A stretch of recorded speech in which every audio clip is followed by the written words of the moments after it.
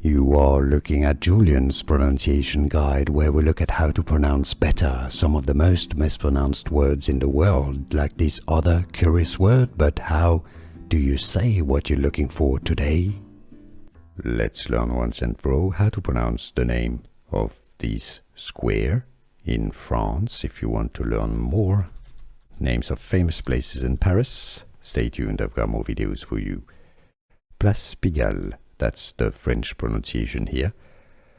Place Pigalle.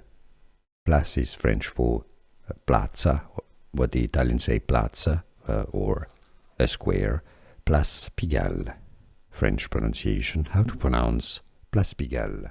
Here are more videos on how to pronounce more confusing words and names too many mispronounced. Like this video if you found it useful. I appreciate your support. I'll see you soon and thanks for watching.